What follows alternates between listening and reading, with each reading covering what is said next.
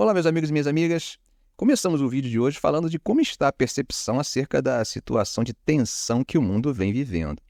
Recentemente, o recém-eleito primeiro-ministro da Polônia, Donald Tusk, deu um alerta bem forte dizendo que a Europa está entrando numa nova era pré-guerra, similar à que precedeu a Segunda Guerra Mundial. Segundo ele, os dias de paz e tranquilidade acabaram e estamos vivenciando um momento meio delicado, onde, para alguns, a guerra já não é mais uma possibilidade, mas uma realidade cruel e devastadora. Bom, gente, Tusk compartilhou essas preocupações durante o Congresso Anual da Aliança do Partido Popular Europeu em Bucareste, onde discursou para outros primeiros ministros e centenas de membros do Parlamento Europeu. Ele mencionou como palavras como combate, bombardeios, ataques de foguetes e genocídio voltaram a fazer parte do nosso vocabulário diário, algo que não é culpa nossa. Ele também enfatizou que a Europa desejava viver e se desenvolver num mundo pós-guerra, mas agora precisa enfrentar uma escolha importante. Ou lutamos para defender nossas fronteiras, territórios, princípios e, consequentemente, nossos cidadãos e futuras gerações, ou corremos o risco de cair.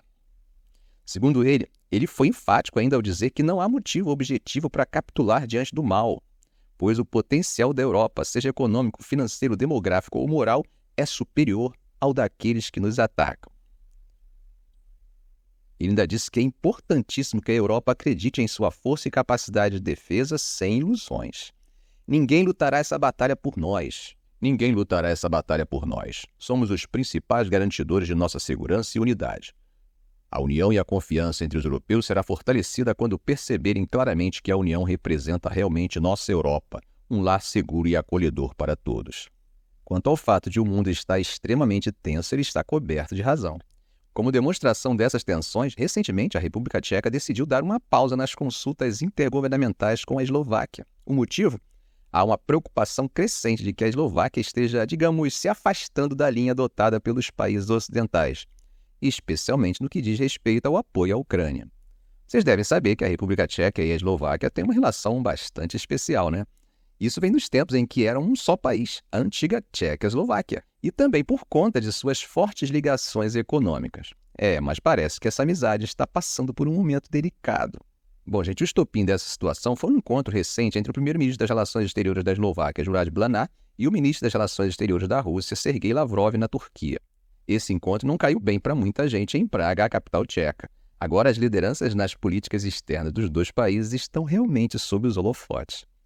O primeiro-ministro tcheco, Petr Fiala, falou abertamente sobre o assunto. Ele mencionou que não há como esconder que existem divergências de opinião em vários temas importantes. E ainda deixou claro que o encontro entre os ministros das Relações Exteriores da Eslováquia e da Rússia foi visto como problemático. E isso dá uma ideia do nível de preocupação deles com a direção que a Eslováquia estaria tomando em relação às suas políticas externas, e especialmente em um momento tão sensível para a região e para o mundo. Mudando um pouco de assunto, mas digamos metaforicamente, sem sair do campo semântico, recentemente, a Embaixada da Índia em Moscou confirmou uma notícia que revela um pouco mais sobre a participação de estrangeiros na guerra da Ucrânia. Essa notícia foi a morte de um cidadão indiano que havia sido recrutado pelo exército russo. Bom, gente, isso vem à tona dias depois de um familiar ter contado à imprensa que ele tinha sido enviado para lutar na Ucrânia.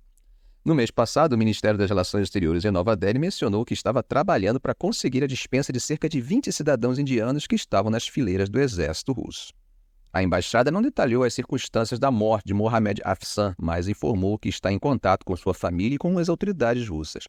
Eles também disseram que vão fazer esforços para enviar os restos mortais dele para a Índia. O irmão de Afsan, Mohammad Inhan, tinha dito à imprensa em fevereiro que seu irmão estava desaparecido há quase 2 meses.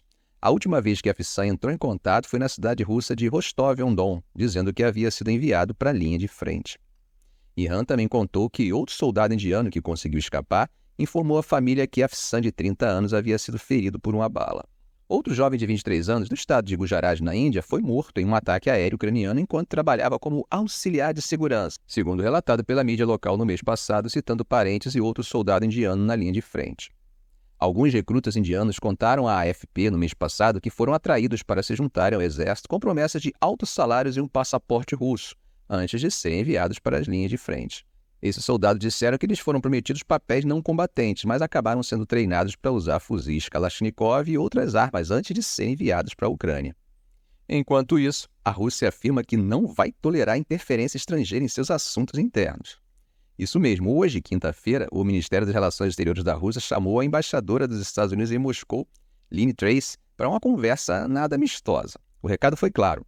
A Rússia avisou que expulsaria diplomatas americanos que considerassem estar interferindo nos assuntos internos do país. Esse aviso vem em um momento bastante delicado, logo antes da eleição presidencial marcada para de 15 a 17 de março. E vocês sabem que essa eleição tem um favorito incontestável, o presidente Vladimir Putin. Ele é a figura dominante na política russa há mais de 20 anos e, a menos que aconteça algo totalmente inesperado, não há dúvida de que vai ganhar essa eleição. E o Ministério Russo deixou bem claro que vai ficar de olho em qualquer ação subversiva e disseminação de informações relacionadas à eleição e ao que o Kremlin chama de sua operação militar especial na Ucrânia. Qualquer comportamento desse tipo, segundo eles, será suprimido de forma firme e resoluta, podendo chegar até a expulsão de funcionários da Embaixada dos Estados Unidos considerados persona não grata, ou seja, pessoas não bem-vindas. Do lado americano, a embaixada disse que não tinha comentários imediatos sobre a situação. Além disso, o Ministério Russo fez outra exigência ao pessoal da embaixada americana. Pediu que eles parassem de apoiar 3 organizações sem fins lucrativos americanas que, segundo eles, estão rodando programas anti-Rússia no país. Esses programas seriam voltados para recrutar agentes de influência sob a fachada de intercâmbios educacionais e culturais. Por falar nisso, a China também está colocando sua diplomacia para reclamar da atuação dos Estados Unidos contra seus interesses. Isso mesmo, o principal diplomata da China acusou os Estados Unidos de tentar suprimir o país asiático. E olha, ele não parou por aí. Prometeu que a China vai fortalecer ainda mais suas relações com a Rússia. Isso tudo está acontecendo em um momento em que a China está batendo na tecla da importância de um mundo multipolar. Basicamente, eles querem um cenário global onde o poder não esteja concentrado apenas nas mãos de um ou de alguns poucos países. O ministro das Relações Exteriores da China, Wang Yi, colocou os pingos nos is sobre as sanções americanas a empresas chinesas e chamou-as de desconcertantes e incompreensíveis. Ele mencionou a oposição de Pequim ao unilateralismo e ao protecionismo, termos que têm aparecido com frequência nos comunicados oficiais da China. Falando nisso, Wang deixou claro que, apesar da relação com os Estados Unidos ser crítica, é com a Rússia que a China pretende aprofundar e fortalecer seus laços nos próximos meses. E parece que essa parceria já está rendendo frutos. O comércio bilateral entre China e Rússia bateu o recorde de 240 bilhões de dólares no ano passado.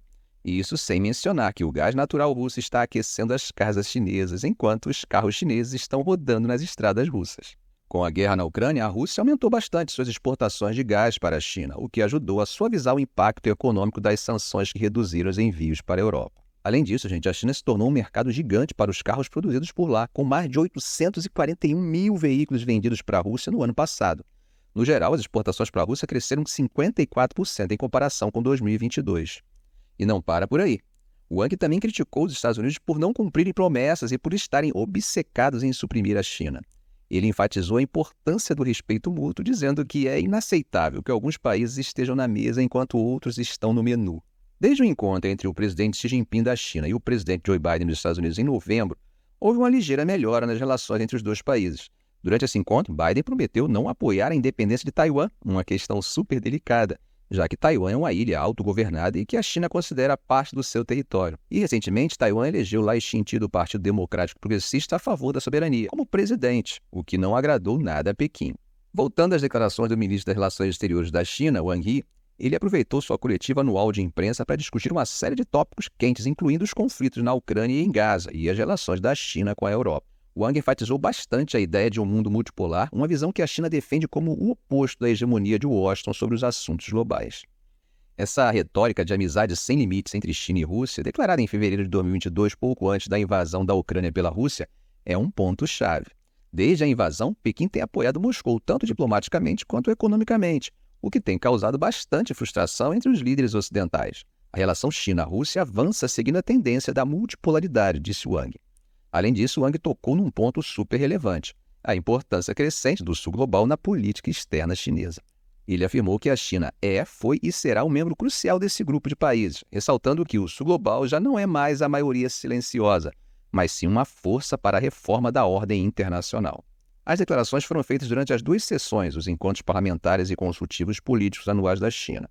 Havia expectativas de que um novo ministro das Relações Exteriores fosse anunciado, considerando que Wang Yi vinha sendo visto como uma solução temporária desde a queda misteriosa de seu predecessor Qin Gang. No entanto, a agenda desse ano não mencionou mudanças de pessoal. Wang também ocupa a posição de diretor da Comissão de Assuntos Externos do Partido Comunista Chinês, um cargo que detém mais poder do que o de ministro das Relações Exteriores. Gente, estava pensando na variedade de assuntos sobre os quais falamos hoje e acho que ele faz parte de um mundo em movimento, em mudança, que me fez refletir um pouco. Nesse cenário que a gente vê hoje, as tensões no mundo, como vocês têm visto, estão pegando fogo. E as palavras do Donald Tusk ajudam a deixar isso bem claro. Ele está falando que a Europa está meio que caminhando para uma época que lembra bastante aqueles momentos antes dos grandes conflitos, tipo a Segunda Guerra Mundial. Essa observação mostra que ele está bem atento aos desafios e às decisões importantes que estão no horizonte, tanto para a Europa quanto para o mundo. Com o aumento das discussões baseadas em ideologia, alianças meio frágeis e um retorno do nacionalismo, parece que os Estados estão repensando a forma como vêm lidando com sua segurança e com as relações com os outros países. Além do mais, o tabuleiro internacional está ficando mais cheio, com novos players entrando no jogo. Por exemplo, a aliança entre a China e a Rússia é um deles, e a divisão entre diferentes grupos de poder está se tornando cada vez mais nítida. Isso tudo está mostrando que estamos indo em direção a um mundo onde tem mais de um chefe no comando, o que está mexendo com as ideias antigas de como a gente lida com a segurança e a cooperação. A ideia de uma Europa unida e mais forte, como Tusk defende, é parte dessa nova forma de pensar a segurança e as relações internacionais. Não é só uma questão de proteger o que o Estado ou blocos estatais valorizam, mas também de tentar manter um equilíbrio para evitar uma guerra sistêmica como as que definiram o chamado breve século XX. Então, gente, o que está na mesa é mais complexo do que simplesmente escolher entre defender nossas fronteiras, determinados valores ou dar o braço a torcer. Os Estados percebem a necessidade de um novo plano que pense tanto no poderio militar quanto na sagacidade das relações diplomáticas. Ter uma união forte entre países que curtem os mesmos valores democráticos e humanos é essencial. No entanto, muitas vezes, a forma como esses valores são percebidos demonstra que depende do ponto de vista. A relativização da morte de civis a depender de suas nacionalidades que temos visto nos diferentes conflitos em andamento demonstra esses diferentes pontos de vista. A relativização, sempre com pensamento binário e polarizado, mostra como esses valores defendidos nem sempre são defendidos de forma universal, conforme previsto na Declaração Universal dos Direitos Humanos. O que eu desejo é que os Estados e as organizações internacionais sejam capazes de encontrar formas eficientes de equacionar seus interesses por meio da diplomacia e da solução pacífica de suas controvérsias. Ficamos por aqui. Se esse vídeo for útil para vocês, faça um comentário, compartilhe em suas redes sociais, dê um like. E é claro, se ainda não for inscrito, inscreva-se no canal e ative o sininho. Ok, gente? Um grande abraço do professor Arão Alves.